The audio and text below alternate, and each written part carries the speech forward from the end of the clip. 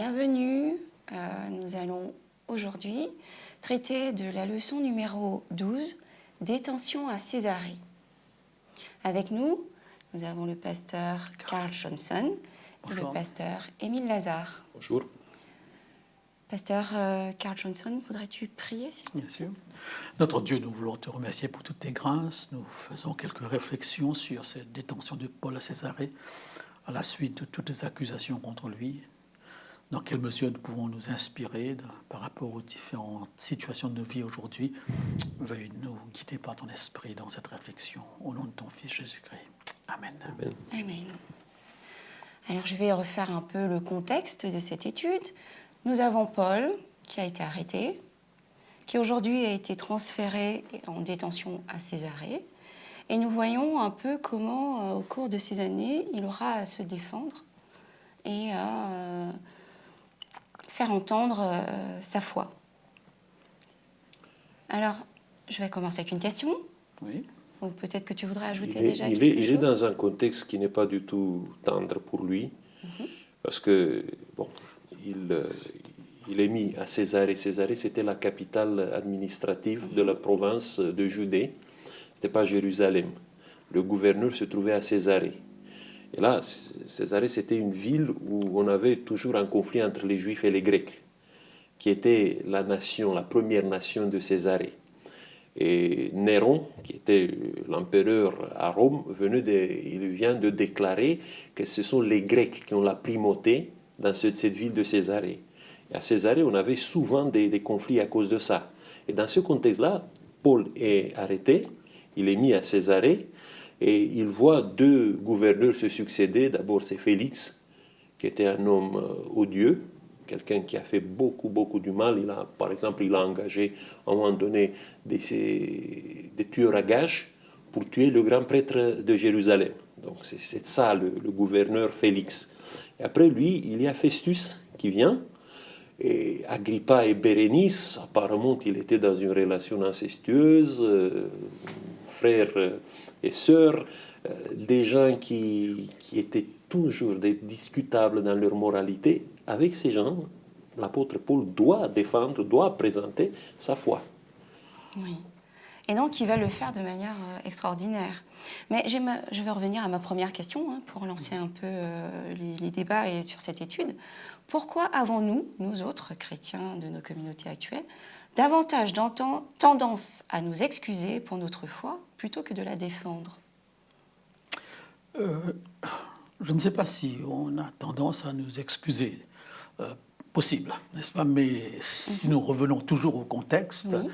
Paul se trouve, comme cela a été dit, dans une situation où il est accusé. Oui. Accusé devant un tribunal officiel, etc. Donc, automatiquement, il doit se défendre, n'est-ce pas? Et c'est lui qui prend sa défense en main. Tu vois? Et donc, l'histoire est remplie de cas où le chrétien a dû s'est trouvé dans cette situation. Mais il faudra toujours faire très attention parce que pour le moment, dans le contexte laïque où nous sommes, ça ne s'applique pas. Nous sommes dans un gouvernement de droit, de liberté, etc. Mais sans aucun doute, il y a des membres de notre communauté qui ont vécu dans des régimes totalement différents, et je pense que Émile pourrait en parler davantage, où ils ont eu à défendre leur foi, pas seulement par rapport au sabbat, mais par rapport, je pense, à d'autres éléments, n'est-ce pas? Donc je pense qu'il faut, parce que j'entends tellement de gens parler de persécution, on n'est pas persécuté pour l'instant, n'est-ce pas? Ce sont les chrétiens d'Irak qui sont persécutés. Nous avons une vision de la persécution à venir, mais n'anticipons pas, n'est-ce pas? Et n'inventons pas des persécutions qui n'existent pas, n'est-ce pas? Donc je crois que ce contexte est là très clair, n'est-ce pas?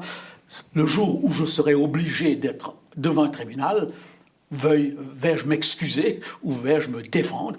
On verra bien.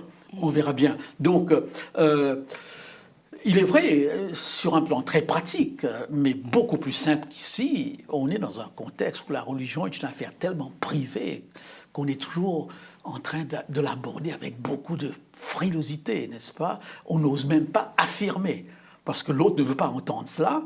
Et je crois que là, et parfois même dans notre contexte d'église, eh bien, on n'ose même pas dire exactement les choses clairement, n'est-ce pas? Parce que c'est le contexte, n'est-ce pas, qui le veut.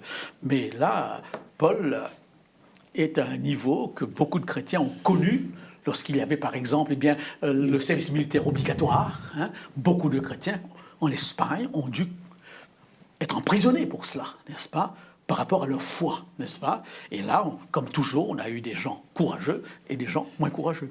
Il passe à l'offensif. C'est pas quelqu'un qui est dans une défensive par rapport à sa foi. Il passe à l'offensif. Bon, quand il est accusé, quand les gens viennent pour lui apporter des accusations, les Juifs, bon, il engage même un avocat spécialisé dans le droit qui vient, qui présente toutes les accusations de la part des Juifs. Lui, il a une défense si claire que les autres ne peuvent rien dire. Exactement. Finalement, même devant lui, c'est quelqu'un comme Félix, c'est quelqu'un qui a été toujours, qui attendait de l'argent, qui pouvait être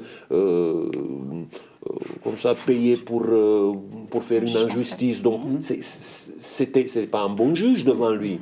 Mais il réussit avec les arguments de faire taire ses accusateurs. Et même Félix, il n'ose pas d'aller faire une injustice à l'apôtre Paul. Parce qu'il défend sa cause avec une offensive vraiment très bien clairement, il ne construite. s'excuse Il a des pas. arguments, Il a des arguments pour se du défendre. terrain, parce qu'on peut voir qu'il n'a pas fait grand-chose pour être accusé prisonnier, ainsi, tout à et fait. il a des arguments de loi. Je suis romain, vous n'avez pas le droit. Il n'est-ce pas? maîtrise très Et bien deuxièmement, ce- il fait appel à César. Donc le chrétien qui part du principe que c'est pas doit quand même, en tant que citoyen d'un pays, se défendre en fonction Et des lois. connaître Bien sûr, on ses- voit les intrigues, on voit les mensonges, on voit l'argent qui circule, on voit. Oui. Mais lui, il part du principe qu'il est innocent à plusieurs niveaux et il fait appel à la loi. Il fait prévaloir son C'est- statut de citoyen De romain. et des lois du pays, n'est-ce pas? Et c'est sur cette base qu'on va reconnaître qu'il n'y a rien contre lui. Mais comme il a fait appel à César, maintenant on l'envoie à César. Et là, ça sera peut-être l'erreur commise, ou je ne sais pas comment le dire, n'est-ce pas? Il faut se battre contre les injustices, mais avec des arguments du droit, pas avec des arguments politiques. Il n'entre pas dans la politique. Il ne fait pas le critique du système. Il sait exactement que le système est pourri. Il sait qui est Félix, il sait qui est l'empereur romain, il sait toutes ces choses-là, mais il n'utilise aucun argument politique. Il est dans le droit et il utilise le droit jusqu'au bout. Et je crois qu'un chrétien doit se battre pour la justice avec ses arguments. Et très souvent, le chrétien pense qu'en tant que chrétien, prions, luttons, souffrons. N'est-ce pas? On supporte tout, Non. on nous marche dessus, on supporte tout. C'est pas, On s'excuse c'est dans pas le notre christianisme de attitude, Paul, plutôt, n'est-ce pas, etc. C'est pas parce que le Christ est resté silencieux, parce qu'il n'y avait aucune raison de se défendre dans son cas, il savait très bien les enjeux, n'est-ce pas, que nous sommes appelés, n'est-ce pas, tout simplement à ne pas le défendre. On ne doit pas subir l'injustice. Parce que bon, Parce maintenant qu'on est on est chrétien. La non-violence du chrétien ne suppose pas que tu restes silencieux devant l'injustice. La non-violence suppose que tu as quand même une discipline de soi, que tu ne vas pas dans une lutte contre une personne, mais que tu luttes pour un principe. Et c'est ça que le chrétien doit toujours rester dans une guerre des principes, mais pas dans une guerre personnelle contre quelqu'un ou contre un système ou contre, Tout je à sais fait. pas, un parti politique ou contre un gouvernement. On n'est pas là. Alors, est-ce qu'il y aurait donc des contextes appropriés pour défendre sa foi plutôt que d'autres? Bon, le mot défendre sous-entend accusation, n'est-ce pas? Accusation. Donc, je préfère ne pas l'utiliser Je t'en dans la prie, mesure vas-y. où le témoignage doit pouvoir s'exprimer en tout temps et en tout lieu, n'est-ce pas?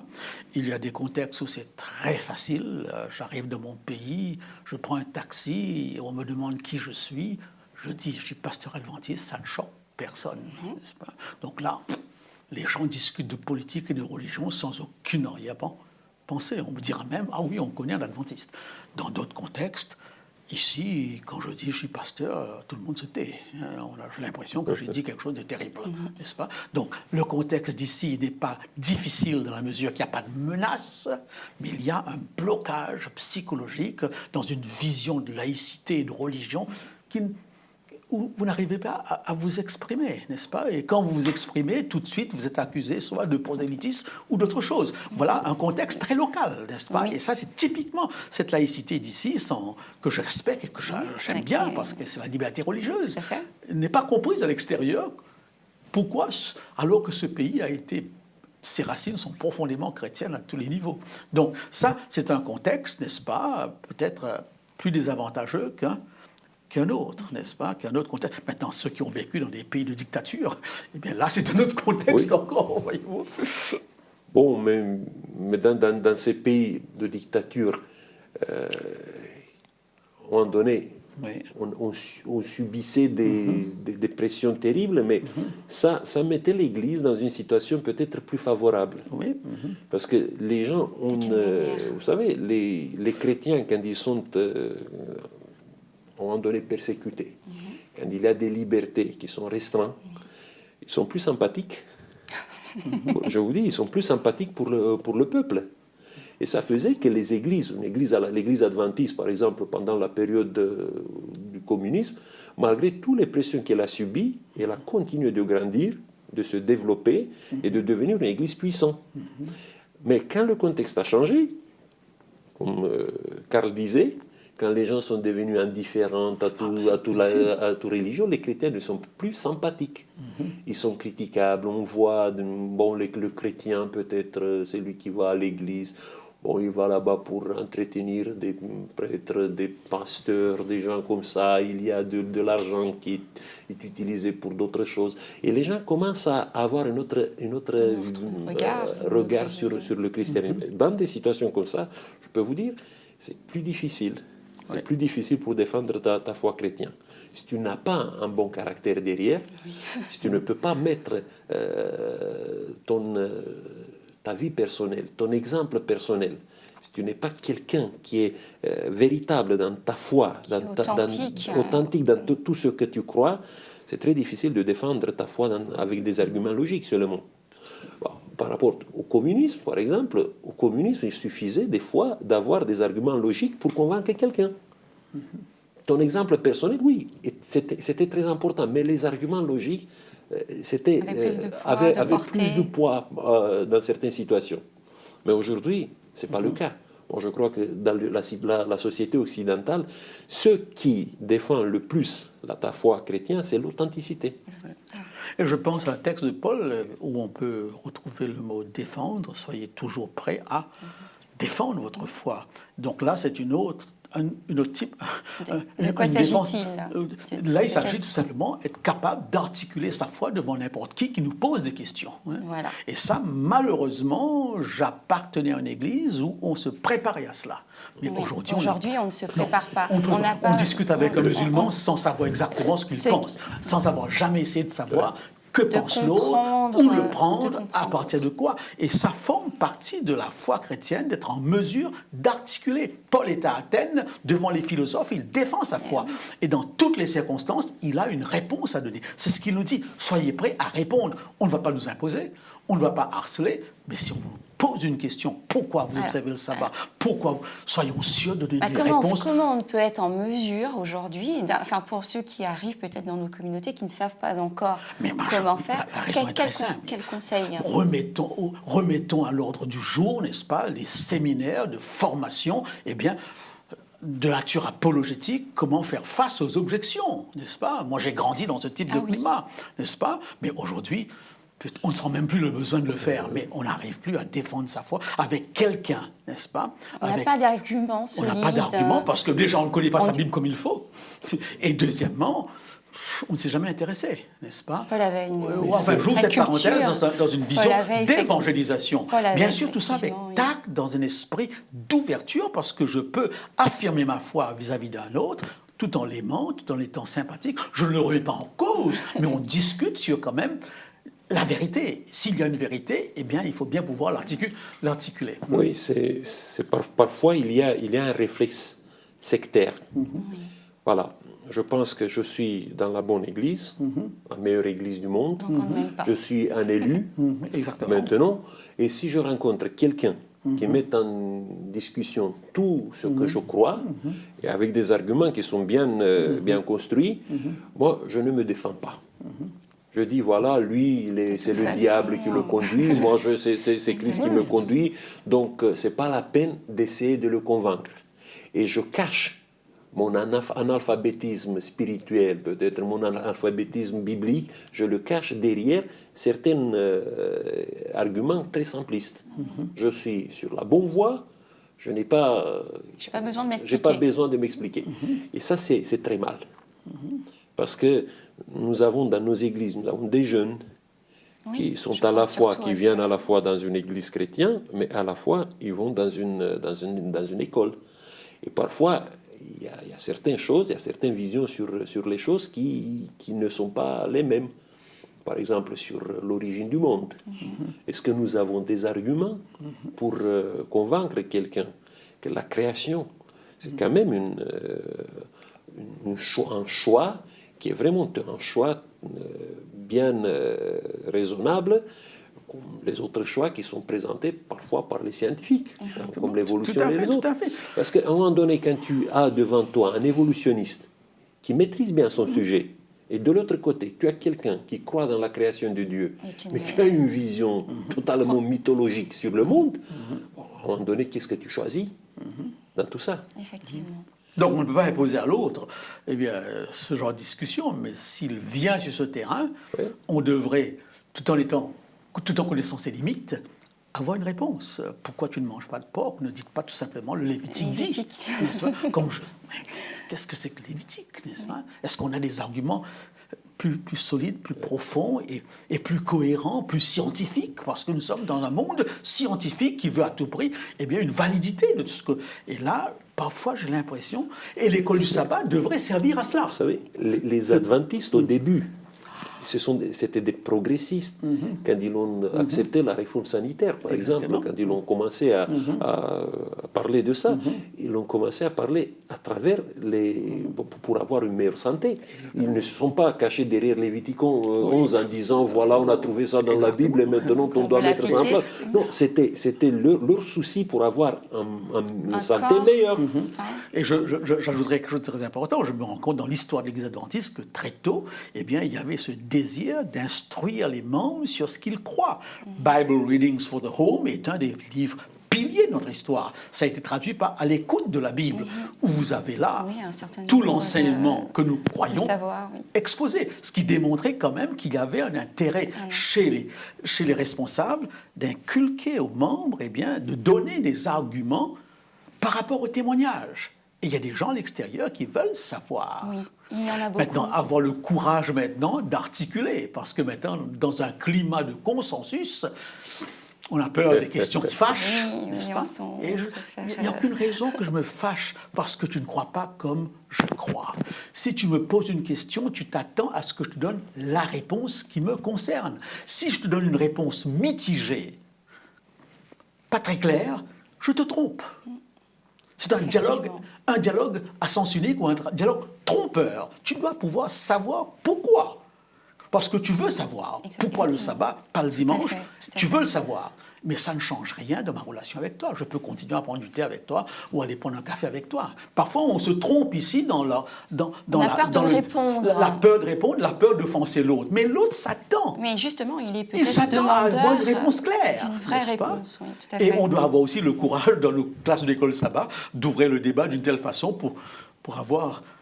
Parce qu'on a eu des leçons très particulières ce trimestre, et je sens qu'on ne veut plus tellement aborder certaines questions, n'est-ce pas? Parce qu'on ne sait pas les traiter, on ne sait pas les traiter, ou on a toujours peur de passer pour je ne sais quoi. Mais il faut se rendre compte, mais c'est la position de l'Église, n'est-ce pas? Je peux ne pas y adhérer, mais je ne peux pas balayer ça, tout simplement.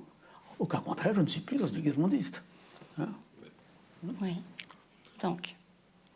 On vient de dire que nos membres devraient se reposer les bonnes questions pour avoir les arguments pour convaincre ou même exposer nos convictions aux autres. Et tu as un exemple très classique, je ne sais pas si c'est dans la leçon, je l'ai lu, Paul passe 2 ans dans une école. 2 ans d'études bibliques. Oui, 2 ans.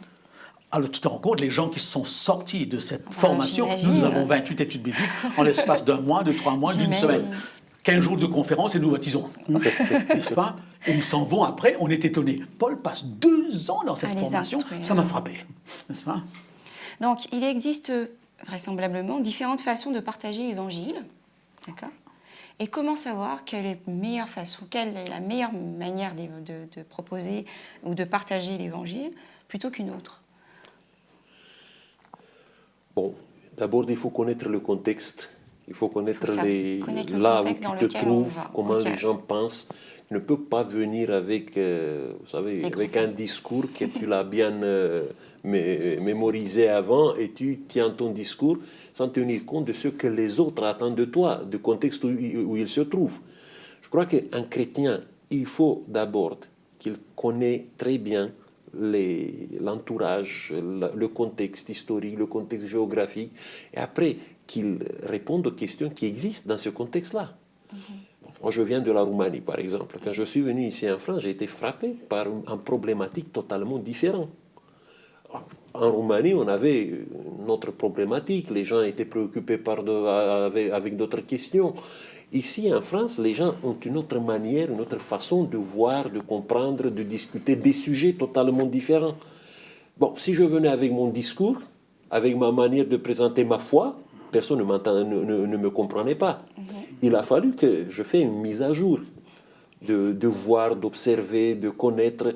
Et en fonction de ça, le message de l'Évangile s'adapte. Donc, n'importe où on se mette, c'est ça la... Je trouve que Paul, justement, fait ça très, très, très bien. Je pense que nous Ah avons oui. des leçons intéressantes. Madame White en parle dans son livre, n'est-ce pas, Conquérant Pacifique. Le même homme, le même Saint-Esprit, mais les résultats ne sont pas les mêmes d'une ville à l'autre. Tantôt c'est la persécution, tantôt c'est la conversion massive, tantôt c'est les femmes qui se convertissent, tantôt ce sont les Lévites. Donc on ne doit pas s'attendre à ce qui marche en Amérique du Sud, marchera automatiquement ici. C'est notre problème majeur. Je le sais pertinemment bien, parce qu'à chaque fois que je propose quelque chose, c'est pas comme ça qu'on fait chez nous. Mais on n'est pas chez nous. C'est difficile à faire comprendre qu'on n'est pas chez nous, qu'on n'est plus chez nous. C'est une culture laïque, n'est-ce pas? On appelle sécularisée. Eh bien donc, comment savoir si quelque chose marche? Des résultats. Je sais que mon pain est bon si je le vends. Alors pourquoi continuer à faire des choses qui ne donnent aucun résultat, hein? Et il y a des choses qui donnent des résultats, on les arrête, n'est-ce pas?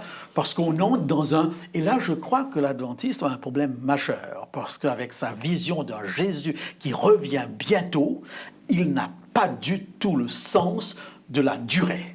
On ne peut pas, dans son pays, s'attendre à des résultats immédiats. Mon père, baptisé après un mois de formation, de contact. Il m'arrive de baptiser des gens après 5 ans, 6 ans. Oui. Ils sont dans l'église, ils sont là, mais ils décident pas. Alors donc, les méthodes sont nécessaires, n'est-ce pas? Bien que ce soit Dieu qui crée le vouloir et le faire. Avoir, comme les filles d'Isaacar, l'intelligence des temps pour savoir Qu'est-ce qu'Israël doit à ce faire. moment-là? Et là, ça demande des réflexions qu'on n'est pas toujours prêt à... On est dans le va-vite, dans le fast-food, n'est-ce pas? Et on est content de faire un gros programme. Après le programme, personne ne se pose la question si ça a marché ou pas. C'est très rare que j'ai vu une évaluation détaillée, systématique d'un programme ce qui est fait qui a été pour fait. Et c'est transmettre. malheureux parfois qu'on ait l'impression, bon, c'est la conférence qui a voulu ça, il a investi de l'argent là-dedans, bon, on l'a fait, on l'a exécuté. Et là, je crois qu'on manque serviteur fidèle, n'est-ce pas, qui réfléchit, qui calcule avant de bâtir. Eh bien, ça entre dans votre question. Il y a un autre risque qui existe dans certaines communautés chrétiennes, parce que nous, dans les pays occidentaux, il y a ce phénomène de l'immigration. Oui. Il y a des gens qui arrivent ici, des croyantes, adventistes, baptistes, et ils ont la tendance de créer un milieu glacé, avec une sorte de foi qu'ils vivent à leur manière qu'ils avaient dans leur pays. Rapporté. Donc ils sont toujours avec le visage dans la culture d'où ces gens viennent. Et le grand problème est qu'ils ont la tendance de créer des communautés chrétiennes avec une problématique, avec des sujets qui n'ont rien à faire avec le pays où ils vivent, dans le contexte où ils vivent. D'accord. Bon, à un moment donné, il arrive à faire de l'évangélisation parmi leur groupe c'est ce qui se culturel. passe. Ils font ça, Oui, ils mais se c'est sentent pas- très bien, mais ce n'est pas suffisant. ils C'est oublient pas ouvert. que leur vie spirituelle, c'est dans un ghetto. Et oui. Ils créent un sort de ghetto spirituel qui n'a aucune rélevance pour la culture, la société, le monde où ils vivent. Le voisinage ici même en France. parfois simplement. Ils vivent pendant 6 jours de la semaine dans un contexte et le 7e jour, Et ils même le vivent dans choix un des autre sujets contexte. que nous présentons nous intéresse, nous donne un sentiment d'urgence, mais ne Je vous correspond pas à ce que les je gens vous donne entendent. un exemple. Ok, on voit, par exemple, ici en France, les gens s'habillaient d'une manière un peu plus ouverte. Bon, il ne tient pas compte s'ils viennent à l'église, par exemple, une femme vient en pantalon ou des choses comme ça. Je n'ai jamais vu une discussion entre les Français dans une église catholique ou ailleurs où les gens se posent la question est-ce qu'elle est bien habillée, elle n'est pas bien habillée. Mais dans certaines cultures, ça c'est une chose, c'est un problème qui est très important. Et parfois, ces gens passent du temps à discuter sur ce problème pendant des années et des années et des années, et ça fait de l'Église. Tout à fait. Parce que si quelqu'un d'ici, de la France, vient dans une telle Église, et il voit quelle est le problématique, quels sont les sujets de la prédication autour de ça, je peux vous dire, il ne Ça s'intégrera n'intéresse jamais dans une telle Église. C'est triste. Il faut à un moment donné avoir une oreille et les yeux très attentifs à ce qui se passe dans cette culture. Et je crois que dans le contexte où nous sommes, quelle est la meilleure façon de partager l'Évangile? Eh bien, il y a une préparation à ce partage. On ne peut pas partager d'un seul coup. Et je dirais ça en 2 mots, ce texte de Saint-Exupéry, apprivoisement. Créer des liens. Créer des liens. Et à partir de ce lien, on verra. J'ai vu quelques personnes qui sont venues à mes conférences, et quand je leur ai posé la question, pourquoi vous êtes venus? Est-ce que le sujet vous a intéressé? Ils m'ont dit non. Non, pas du tout. Alors pourquoi vous êtes venus? C'est parce que ce monsieur que vous voyez là, qui est un ami, m'a invité. Il me casse les pieds. Viens, viens, viens, et je lui ai fait plaisir. Alors pour que quelqu'un vous fasse plaisir, il faut que le lien soit créé, effectivement. Et ça, c'est peut-être notre grand défi, comment bâtir des liens. Et on bâtit des liens en nous intéressant aux choses qui intéressent les gens. Et nous avons tellement d'interdits, de blocages, que le lien ne passe pas. On ne fait pas ceci, on ne fait pas cela, on ne parle pas de ceci, on ne parle pas de cela. Alors, mais avec quoi vous allez nourrir le lien? Pour que quelqu'un vienne passer un week-end avec moi, il faut vraiment que je sois intéressant. Tout à fait. Voyez-vous? Eh bien, je crois que je ne vois pas personnellement d'autres méthodes. La méthode viendra, le partage viendra, mais à partir c'est pourquoi on met tellement d'accent sur l'évangélisation relationnelle. C'est notre problème majeur, n'est-ce pas? Et on grandit biologiquement, migratoirement, que sais-je, tant mieux. Mais on n'atteint pas le monde qui est autour de nous. Bien que je sais que ce n'est pas si simple que ça. Oui. Bâtir un lien en France demande parfois 2 ans, 3 ans. Je pense que nous allons nous arrêter ici. Et puis j'encourage surtout nos auditeurs à établir des liens et à avoir des réponses pertinentes à apporter. Merci beaucoup. Je vous en prie.